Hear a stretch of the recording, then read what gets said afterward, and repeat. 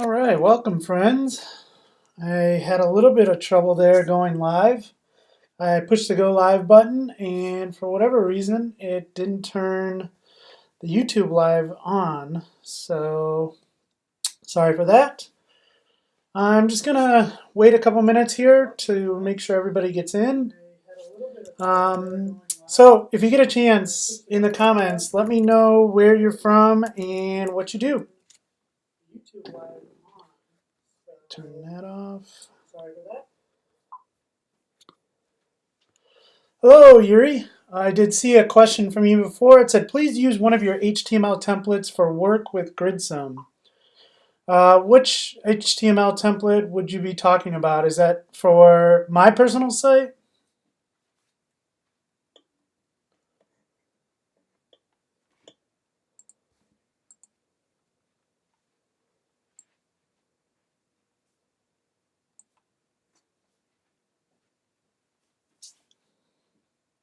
Like I said, for everybody joining us here, sorry we got started a couple minutes late, but if you get a chance, say hello. Let me know where you're joining us from. I'm here in Cleveland, Ohio. So let me know where you're from, what you do, and we'll get started in a couple minutes here. And also, this again is my first live stream code. So if you get a chance, let me know how everything sounds and how everything looks. Because again, we may have some technical difficulties here today, but it's all in the fun of practicing. So, hello, Mohammed from Pakistan, working as a full stack developer. Cool. Welcome, Mohammed. Yuri from Russia. Use your templates from Theme Forest. I don't know what templates you're talking about. Those must be a little bit older. Are they from any of my spring courses?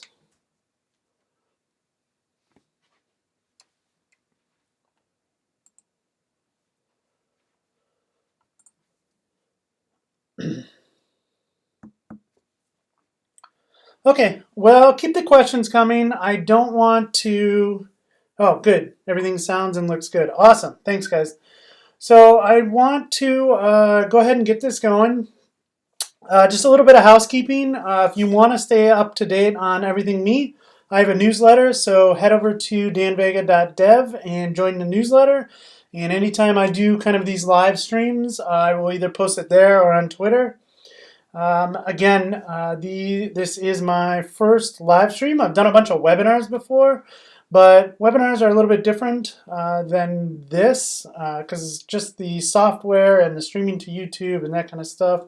So please be patient with me. If we have any problems, let me know in the chat. I've already received some really good suggestions on what people would like to see from these live streams. So if you have suggestions, you can either let me know in the chat, reach out to me on Twitter. Again, my newsletter goes out. You can reply directly to that, or you can just find me, danvega@gmail.com. You can send me an email and let me know. Let me know what you guys are interested in seeing in these live streams. And is lunchtime okay? Well, I know it's lunchtime for me. It's clearly not lunchtime for everyone else, so maybe we'll have to have some different schedules. For me, I work 9 to 5, so me being able to do this at my lunchtime is pretty much the only time I can do it during the week, unless we did it really late. But again, that might be an option as well. So let me know what you want to see as far as content goes and what times work for you. I've been told 30 minutes, 60 minutes, those kind of things are good. But again, I'll listen to you guys. So, we got a couple more here. Saeed, sorry if I butchered that, from Germany, Java developer. Cool. I'm a Java and JavaScript developer, I guess. I've kind of went away from Java for the last year just because of the projects I was working on, but I'm back in Spring Boot right now, having a lot of fun getting back to that. So, and then we have Jakub. Again, sorry. Hi Dan, I'm from Czech Republic, working mostly as a Java developer, also full stack. Jakub, that is awesome. So Java developer also is a full stack. So I'm curious because I know I do have a lot of Java developers as subscribers. I'm curious if you've been a long-time Java developer and looking to transition over into like full stack stuff, because I know that's my story as well. I mean, I've been a Java developer forever. I used to do some Cold Fusion. Before that, I was a Java developer. So my transition over to full stack is really because of how much JavaScript has improved and how much I love that language now, and just all of the really cool advancements in frameworks like Vue. Um, just reading through these. But I'm interested in Vue. I want to see a Gridsome plugin related content and Gridsome in general. Well, you're in the right place. We are going to talk about Gridsome today, so we're not going to get too far. We only got an hour. I do have a hard cutoff of an hour. This is my work lunch, so I need to get back to work after this. But let's jump into it. So a little bit of an agenda. So we'll talk about just some quick why live streaming, why I'm doing this. We'll talk about web application architecture, kind of the different architectures that are out there right now. We'll talk about static site generators in general, why they are really starting to become popular and what they are if they're kind of new to you. A Gridsome tutorial, we'll jump into Gridsome. So I just had a question from Muhammad, and we'll go ahead and throw that in there. Is your site in Gridsome? Yes, it is. So at the beginning of this year of 2019, for those of you watching later on, I switched over my site to Gridsome, and I was really kind of blown away by static site generators and the whole Jamstack movement in general. And my blog has had a long evolution. I started blogging back in 2007, back in my Cold Fusion days, and I used this product called Blog CFC, which is really awesome at the time. Thank you. Shout out to Raymond Camden for that awesome project. And I got into it just because I wanted to be able to like learn how to build like real things. And I was like, all right, well, this blog platform is something that people are using and people are building on. Let me go ahead and build my own blog and see how that works. So I really got into it just to kind of learn, and then I really enjoyed telling people like what I was going through at the time, like what struggles I was hitting, and kind of how to solve those struggles. So I really grasped onto blogging and kind of have been doing it ever since. So then at some point I moved to WordPress. I've been on WordPress for the last 4 or 5 years. And I just got to a point where like I was really interested in like theming and development, like front end development stuff, but I couldn't do that in WordPress because I'm not a PHP developer. And to be honest, I just didn't want to learn it. So I really got into like wanting to build my own templates and build my own site again. And so that's why I kind of transitioned back to the front end and using Gridsome. And I'm a huge Vue fan. So if you don't know, I'm a huge VueJS fan. I'm a curriculum developer at Tech Elevator, and we use that to teach to our students. So I'm a big fan of that, and that's why I kind of went with Gridsome. And we'll talk more about that as we go. So I have some notes here, and I will try and get these out after the stream is done and post these in the YouTube video. So if you're interested, they'll be there. So just a couple of things. Why live stream? So if you head over to my website, I'm going to go ahead and transition over to here. This is my website. I actually do have an article on here, so what you can learn from live coders. So if you go check this article out, I wrote this probably about a month ago, and it was really what I was seeing from live streamers and what I thought was the real benefit.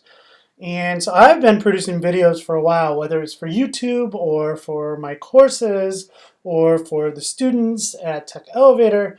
And I really like producing videos, but there is something kind of missing from that. And that is, for me, watching developers kind of fail at stuff. Realizing that like we are all kind of in the same boat. We try to do something, we fail, and we Google it, or we ask somebody, or we look for references.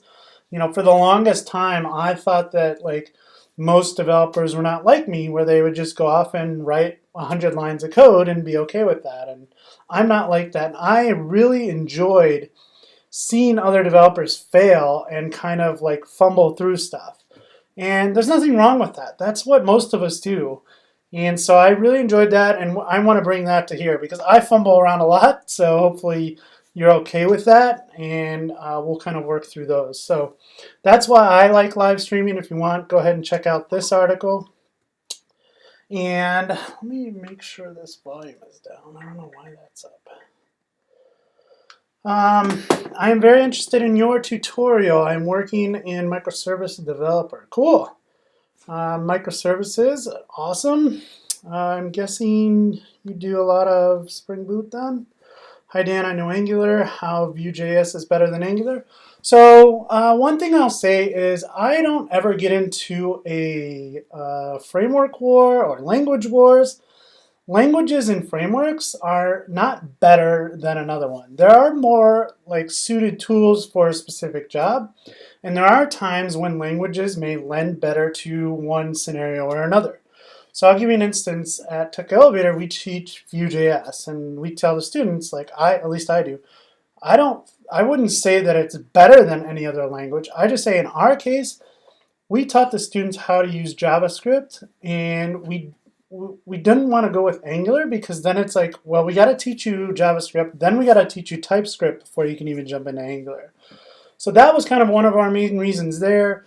And with React, it was kind of the same thing. Like, all right, you just learned JavaScript. Now there's this whole idea of CSS and JavaScript and putting all your HTML inside of JavaScript. And it's just another little layer of confusion to add. So for us, we found that Vue worked out really well because of the documentation and just how easy it was to get started.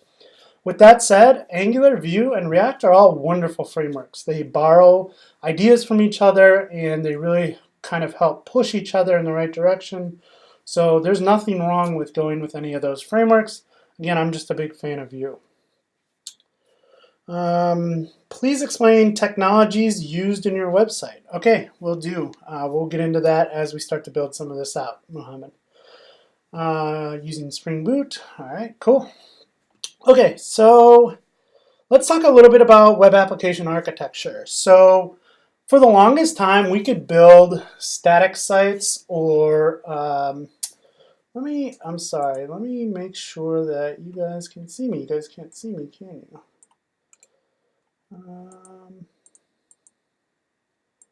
Are you guys just able to see my screen, I think? So let me fix this. Where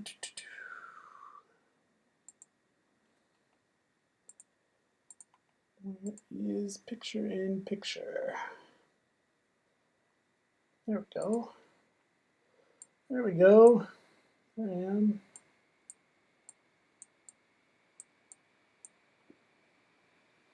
Alright, so it's not very large, but let's do...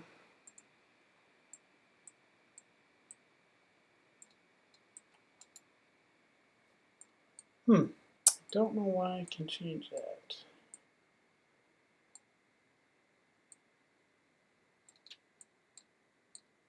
Okay, I'm going to leave that for now, but at least you can kind of see me. I'm going to flip back here though. So let's talk a little bit about web application architecture. So for the longest time, the only two choices that we really had to build web applications was static sites and dynamic sites.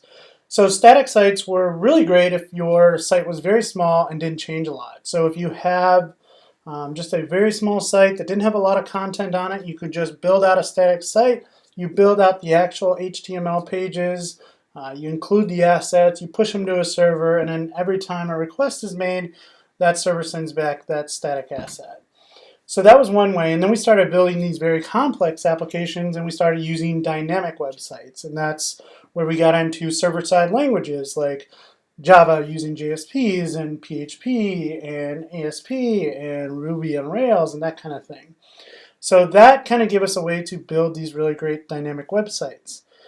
Now we've kind of moved into another architecture, which is single-page applications. So single-page applications allow us to really separate our concerns and build out front ends that talk to maybe a REST API or a GraphQL API in the back end. And so those are kind of the three main architecture types, but now they're really starting to blur, right? So static websites is still a way to build applications, but it's become much more powerful. It's not how it used to be, where it was like create a few files, push them up to a server, and that's done. Now we're building entire dynamic applications using something like a static site generator. So what I want to do today is just kind of talk through a few things about static sites, and then we'll jump in and start building something in Gridsome. So I copied this. I found this tweet today. Let's go in here and paste it in. And this is kind of where I'm coming from. I don't mean to pick on Anne because she is awesome, but she does have something here that kind of happens to a lot of us. So Anne wrote some program.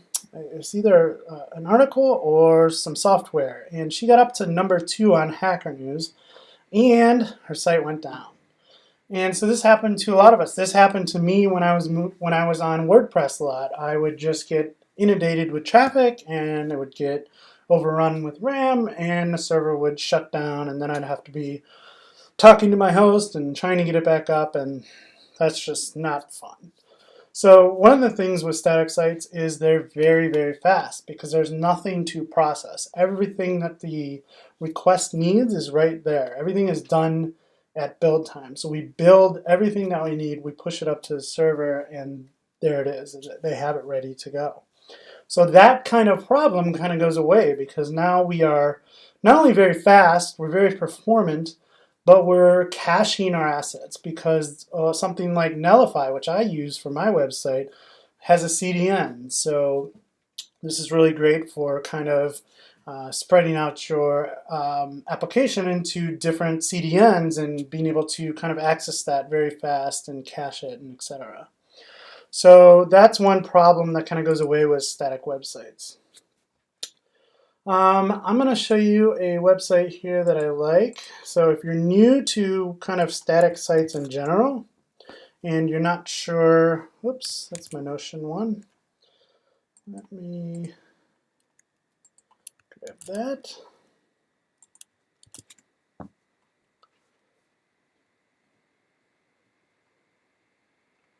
Mohammed, oh, whoops.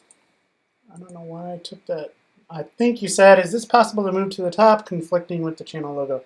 Yes, sorry. Again, learning my streaming software here. I had that pinned over there, which wasn't the intention. So we are going to go back to my laptop here, and we're going to look at this site. So this is a site I like a lot. It's staticgen.com. If you're not sure what your options are as far as static site generators, this is a really good one. So it goes through and it actually has some information on all of them, and you can filter them out. So if your language was something other than JavaScript, maybe it's Java, what are the static site generators in that space that I can take advantage of? So I really like this just to be able to get an idea of what projects are out there. Again, we're going to walk through Gridsome today, but there are many, many great static site generators out there. One that you'll hear a lot of is Gatsby, and Gatsby uses React. Gatsby is a huge project with a really great team, and they do some really great things. They have really been kind of advancing that product really well, and I know Gridsome kind of has based themselves off of that product. So if you want to take a look at Gatsby, do that. But you can just flip down through here and get an idea of what static site generators are out there. You can also kind of jump into this about. If you've heard the term Jamstack before, it's really one of those marketing terms, kind of like serverless, which people don't seem to like, but serverless, that is, not Jamstack. Jamstack's just really a fancy marketing term for JavaScript APIs and markup. And so if you want to go ahead and jump through here and learn a little bit more about what this Jamstack is, this is a really good site to do that on. Okay, so that is a little bit about where you can find information on static site generators and the Jamstack. Finally, I want to talk a little bit about this idea of Headless CMS. So there's also a link off of there called headlesscms.org. And this is really what's kind of driving a lot of the static site movement, is this idea of a headless CMS. So in my case, the blog that I've set up, what I'm doing is I'm creating a Markdown file locally for every time that I want to create a new blog post. And so I write in Markdown. When I have a blog post ready, I write it in my editor or Notion. I get the Markdown ready, I push it up to GitHub, and it automatically builds on Nullify and launches this new blog post. This is a great workflow for me because I am used to working like that. This is my kind of environment.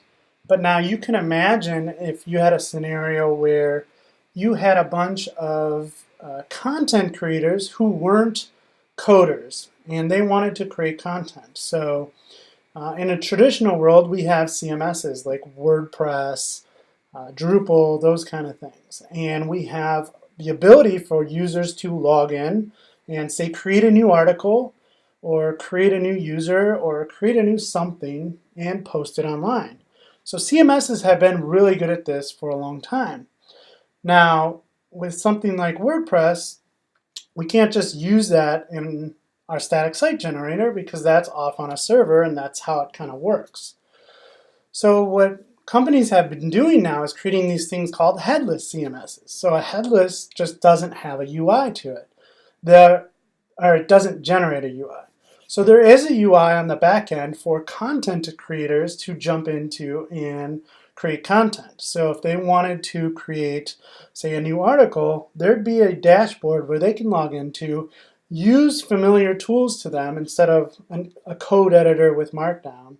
They can use some type of WYSIWYG editor. They can create their new article, and they can either schedule it for a post or post it right then and there. And what that does is create a bunch of data that our static sites can now consume.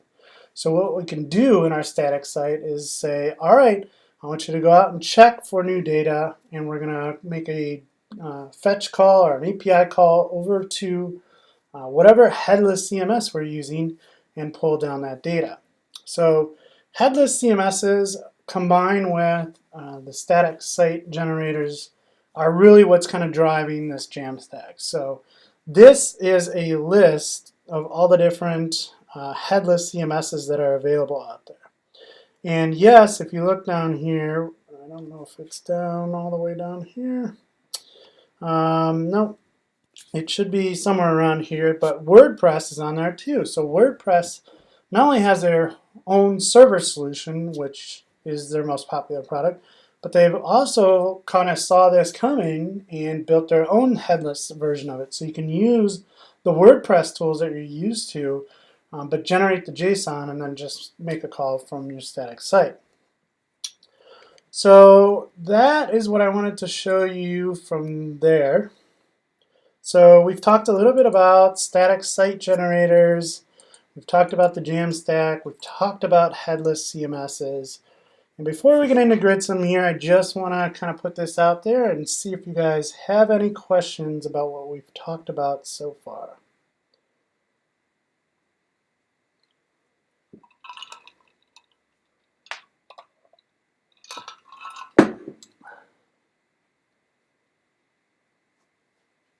And again, I see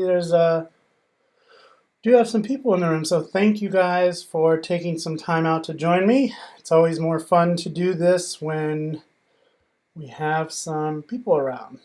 It gets lonely here when you do a live stream and there's nobody here, so I appreciate that. Okay, I don't see any questions coming. I know we are on a little bit of a delay with YouTube Live, but I will go ahead and move on. So we're going to talk about Gridsome today. So we've talked about static site generators. Now let's talk about Gridsome. So Gridsome is a VueJS based static site generator, and it allows us to do a whole bunch of really great things. So it says there, Gridsome makes it easier for developers to build modern Jamstack websites and PWAs that are fast by default. So if we start to scroll down, It says bring your own data. So the really great thing about Gridsome, and I know Gatsby does this as well, is this idea that you can merge all of your different data sources into kind of one GraphQL layer. And so what do I mean by that? So on my blog, as an example, the only kind of data source that I have is our blog posts. And blog posts in this scenario are just local files. They're Markdown files. But what we do is we tell Gridsome that this is one of our data sources. Like this is where I want to pull data. And so what it does is it pulls that into the GraphQL layer and allows us to do things like query it and say, give me all the blog posts. Or in the case of my homepage, give me the 9 most recent blog posts. Or in the case of a single blog post, give me just one blog post. So as you'll see, even if you're not familiar with GraphQL, don't worry about it. I wasn't at all when I got into Gridsome.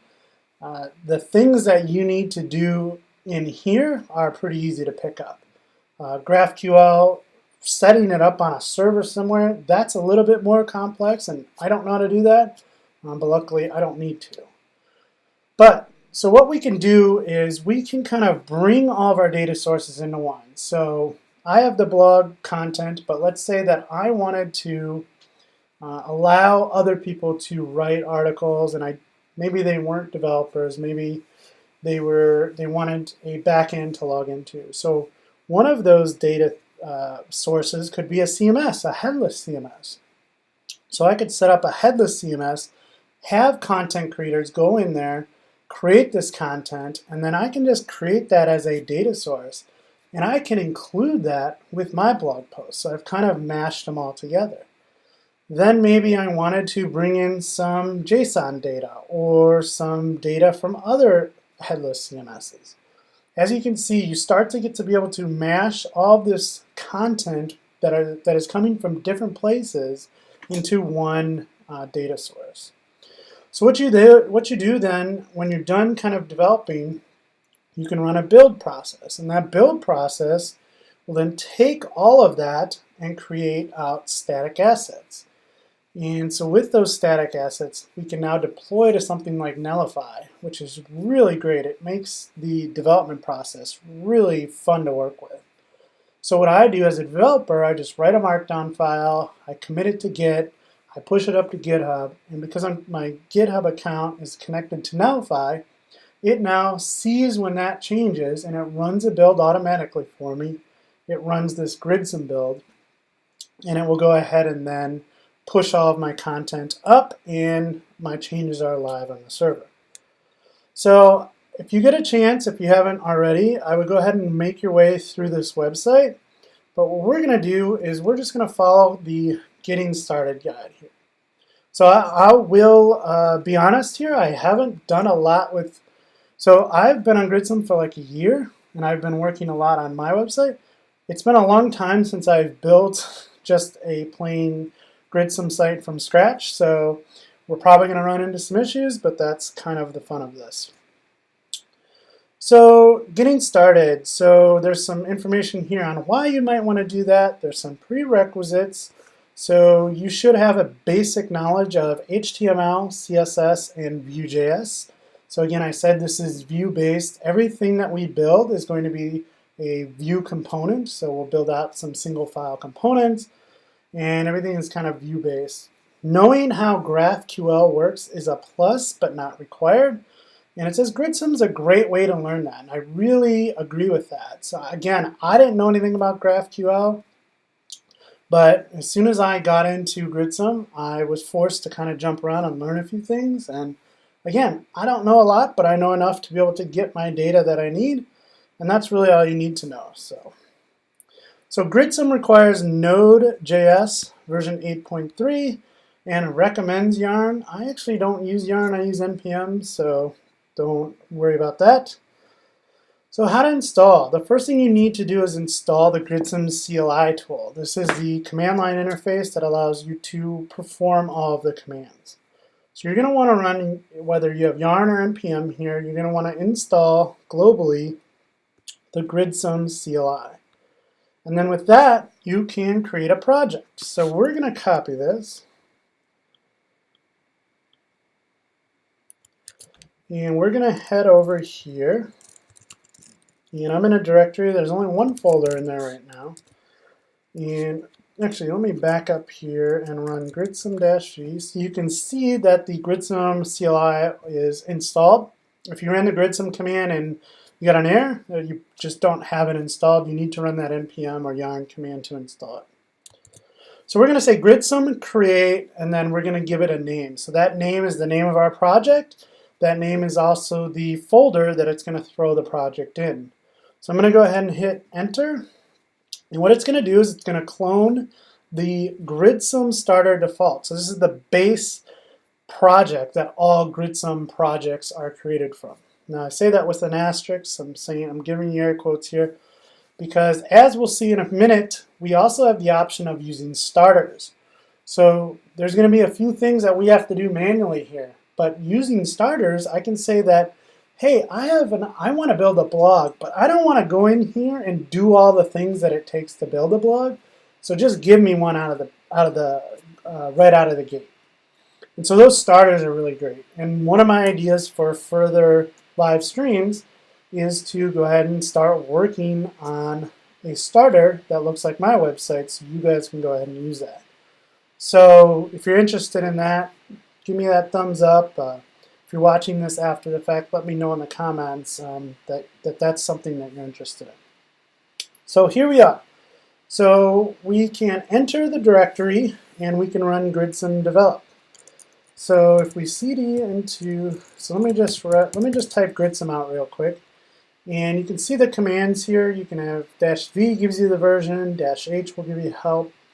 And then if you want to, you can run gridsome create to create a new one. But now if we go into the directory and we run gridsome, we get some more commands.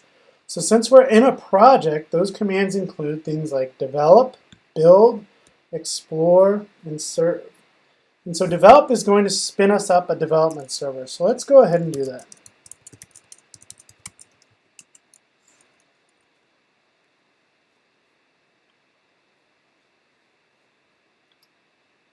Okay, so our site is running at localhost 8080, and we also get this endpoint that allows us to explore our GraphQL data.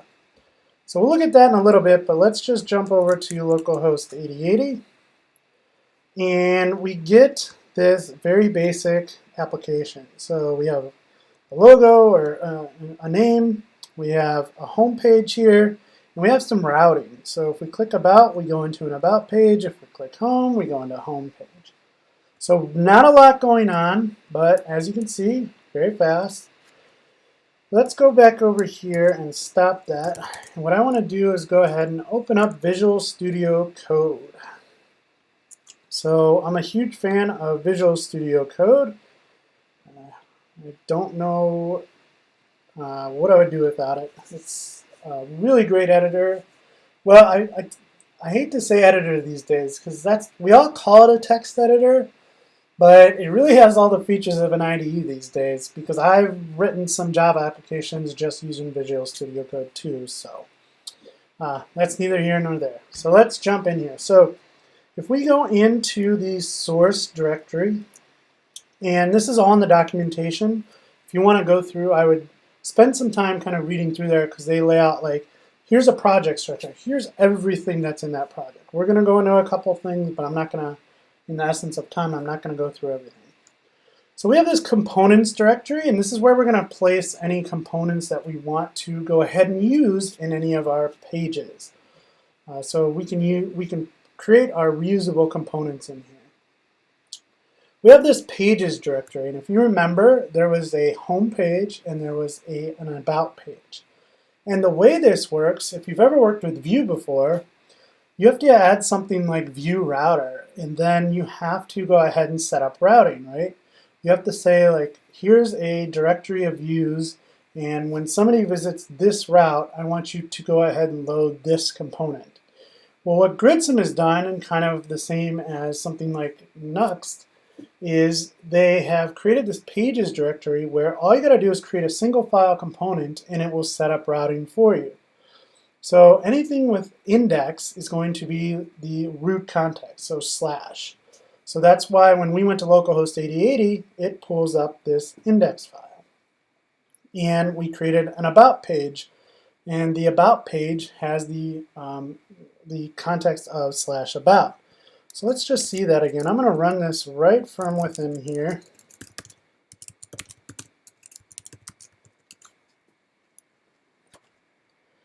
And we're going to go back to localhost 8080, and I just want to show that again. So if we go to about, so see we're at /about, and when we go home, we're just at /.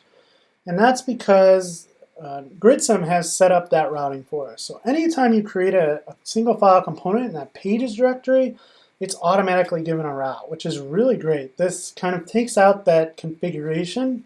Even though I've written enough view router configuration that I know how to do it at this point, I still don't like doing it. It's just a little bit of a tedious manual thing that you need to do, which we don't have to do here, which is great. So those are pages. Then if we look in our index here, the first thing that you're going to see is this layout tag. So let's look and see what that is. So if we look down here, I don't think I'm importing that anywhere. So where is that coming from? So if we look in main.js, we're importing default layout, and we're making it available as layout to any component. So this means that we don't have to register it in every single page to go ahead and use it. So if we look in index, we're using this layout, which is our default layout. And this is a way that we can create layouts for our different pages. So if we look back to kind of my website, I have this layout here. I have this like header. Inside of my layout, I also have navigation, I have search. Then this is my home page. And then this footer is included in the layout as well. So this allows us to create layouts. So this is just the default layout. If you wanted to create like a new layout, that's pretty easy as well. So I'm starting to work on courses for my website just to put on like a new section on that site. And what I've done is created a new layout. So I'm not using the same layout because I wanted to give it a different look. You just create a new layout in there, and then if you wanted to use that layout, you could go into a page and go ahead and use that. So that's a little bit layouts. And then we have these templates, and templates are kind of, so if you ever not know what these are too, they give you these nice they give you this nice readmes. So templates are for GraphQL collection. So when we want to create like a blog post, or we want to create users or employees, those are what templates are for, and we'll see an example of that. So I just saw a comment in there, will this be recorded? Yes, it will, as long as nothing goes wrong. But it seems like it's going okay, so I think we'll go ahead and post a recording. So let's take a look at the documentation again. And if we go over here, so here's some next steps. You can learn more. How does it work? How do pages work? How do we deploy? These are some things that I would go ahead and read through if I were you. Again, we only got an hour, so I'm not going to spend a lot of time on those. What I do want to look at is, so we talked about pages, templates, layouts, components. What I want to talk about is plugins. So out of the box, what it's going to give us is kind of pretty much what we've seen. The ability to create new pages, which automatically creates routes for us. The ability to use layouts within those pages. And then the ability to create components and a few other things. Where the power really starts to come in is with plugins. So you can see here, installing plugins. So Gridsome plugins are NPM packages. So you're basically going to install some type of plugin, and then you're going to use it. And if we go back to our code, I'm going to stop this here just so I have more real estate. Actually, I don't know. I think I've been on the wrong resolution, haven't I? That is not good. Can you guys see that screen okay? Huh. That's one thing I need to make a note of checking next time. Okay, so if we jump over to the Gridsome config, you'll see there's a section in here. This is where you're going to have a lot of configuration for Gridsome. And there's one section for plugins.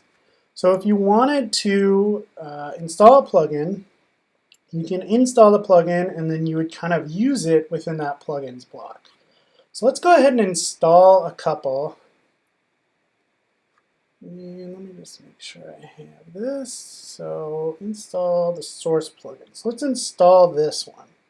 So it says npm install Gridsome source file system. So I'm going to do that over here. So again, the source file system is a way for us to transform files into content that can be fetched with your GraphQL and your components. So this is how we're going to build a blog with Markdown. And you'll see kind of the example usage right here. So what I'm going to do is copy this out, head back over to my plugins block. And now what I'm saying is go ahead and use that Gridsome source file system. And anything you find, so this is actually kind of close to how I have mine set up. I have folders for different years, but we're going to simplify this a lot. I'm just going to create a blog folder. We're going to have a blog post, and then the route is going to be /blog/slug, right? So now what I can do is I can create a new folder, and we'll call this blog. And what I'm going to do is create a new file on here, my first post.markdown.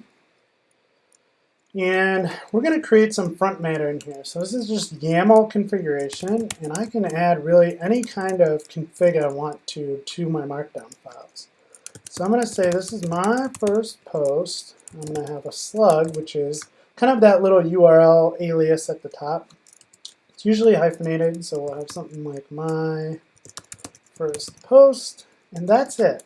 Obviously, if you look at the source code for my website, which is on GitHub, by the way, there's a lot more configuration there. But now what we want to do is we need one more thing. So we also need the Markdown Transformer, because the source file system just allows us to read from a file system.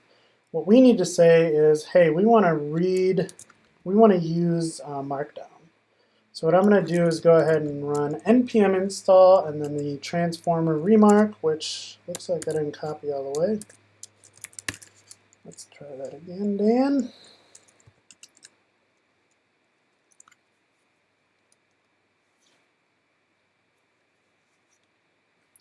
Mohammed said Command plus. Yes. I didn't know if that was small or big for you guys, so hopefully this is a little better. Okay, so now we have that installed. So all we need to do now is we are using Remark as another kind of plugin. We can use it just for our blog posts, or we could say, hey, we're probably going to use this for other content types too, so I'm going to go ahead and add this here. So those two things alone are going to get us almost there. So now this last thing is this type name. So this type name is saying, hey, whenever you encounter this path, I want you to use a specific template. And so this blog post is a template that we're going to need to create. So if we come in here inside our templates and we create a new file and we call this blogpost.vue, and I'm going to scaffold out a .post, and let's just say an h1 of title goes here. And that is all I'm going to do for now. So what I want to do is actually run this. So let's say Gridsome develop. And normally I just run this right inside of Visual Studio Code, but just so we have more screen real estate, I'm going to do it over here. I'm used to working on my widescreen, which has a ton of real estate, and this doesn't. So let's say localhost 8080. So nothing changes here, but if I go to blog in my first post, it says title goes here. So now how can we go ahead and fetch the information for that blog post? So this is all working, but in our blog post template, we're not doing anything dynamic, right? So what we need to do is query the GraphQL collection that exists. So remember I said there was this other endpoint that we can kind of hit. So let's take a look at that. Copy that and go here. So this GraphQL Explorer is really nice. This allows us to go ahead and write some queries right within here and kind of test them out. So let me see if we look over here, there's a Schema tab and a Docs tab. So the Schema tab kind of tells you all the content types. Right now, the only thing we have is blog post. And that's the name of it because that's the name of the content type that we have, the template that we define here. The type name is blog post. So we could query something like this. So we write a query that says blog post, which is going to take a string, the path that it is. In this case, it's the slug of my first posts. And it's going to go ahead and query that, and it's going to grab the title and the slug. And then using the GraphQL Explorer here, we can also pass in some query variables. So in this case, the query variable is going to be blog/myfirstpost. If we run that, it's going to return some data to us. So we can also, maybe we wanted to get a list of all posts. So let's say query blog. And actually, if you don't know, if we look at the docs, you can see all blog posts. So this is really helping me. This defines our GraphQL later.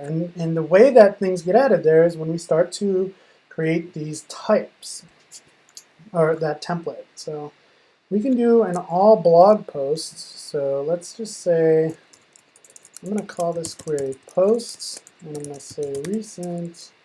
No, let's just say all posts, all blog posts. Posts. And do edges. Node. And I just want the title and the slug. So if we run that, that would give us a list of our blog posts.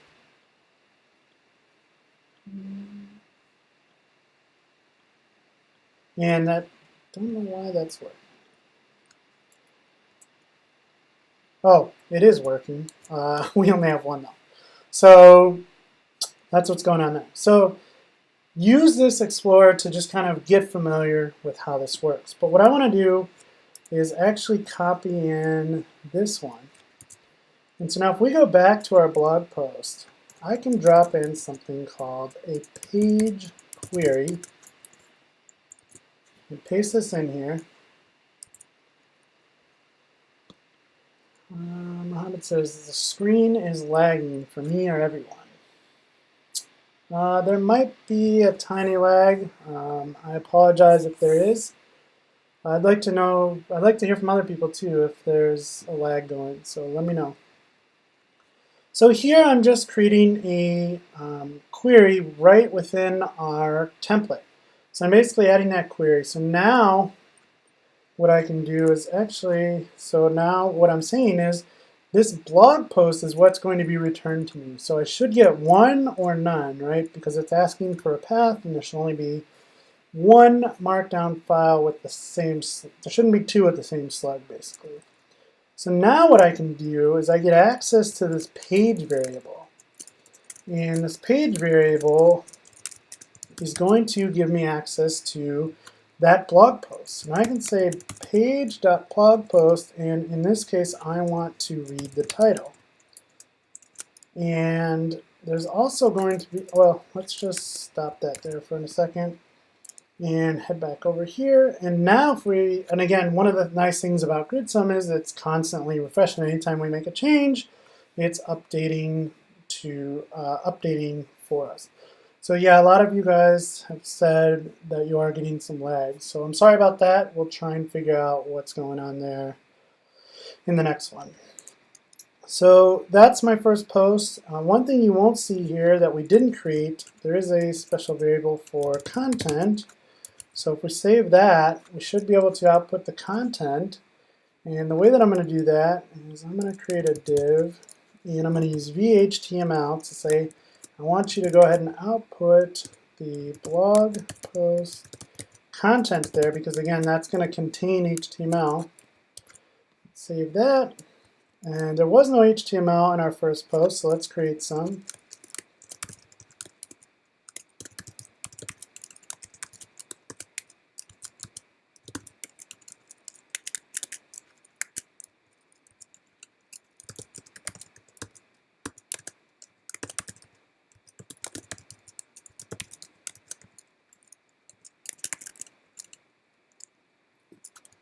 Okay, so let's save that. And there we go. So now we have our content from our Markdown coming out here through the page. So we have our title, and then we have our content. So with some time kind of running out, I just want to jump in and show you one more thing. So we're going to stop that and stop that. So I mentioned these things called starters.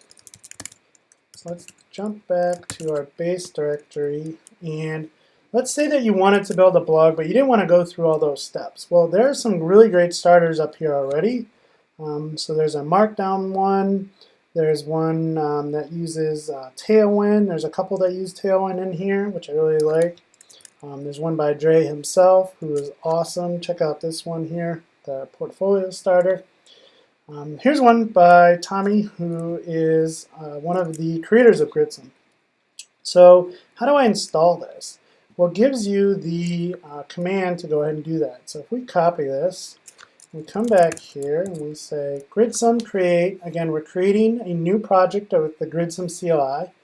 It's creating it in a folder called My Project.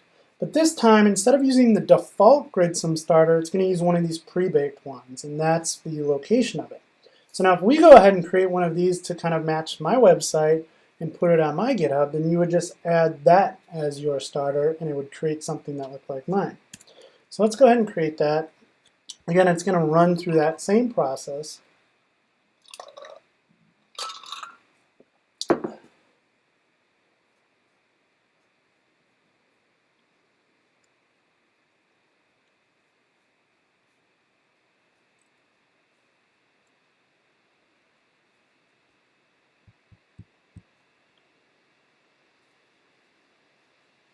All right, just give it a second here, it should go. Okay, so now we have a new project called My Project. So if we cd into My Project and we run gridsome develop,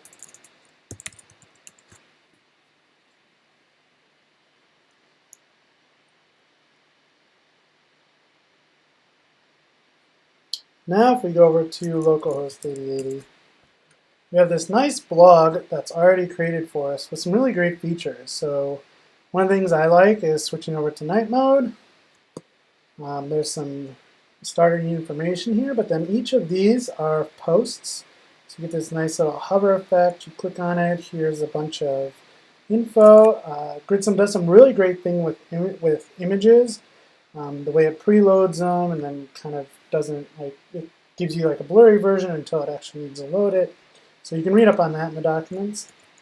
But again, all of this stuff is here and ready to go. And if we look at the code for this, you'll see it's pretty similar. If we go back to the config, hey, there's that source file system that we did. There's the type name post. Here's the path to those posts. So if we look at content, posts, here are some Markdown files. Here's the route to those, and then it does some other things.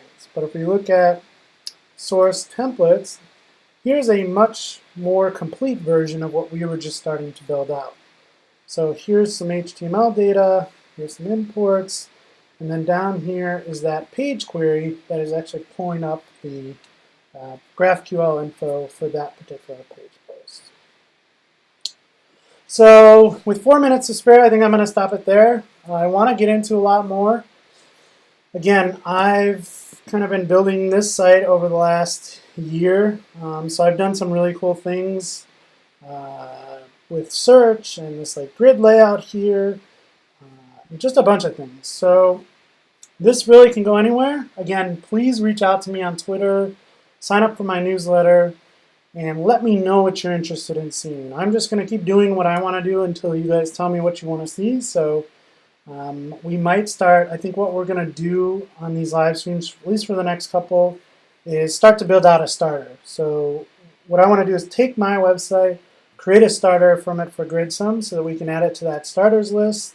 And then you guys can go ahead and just clone that and use kind of all the features that I have here without having to spend nights and weekends over the last year putting that together. So I think we are going to end it there.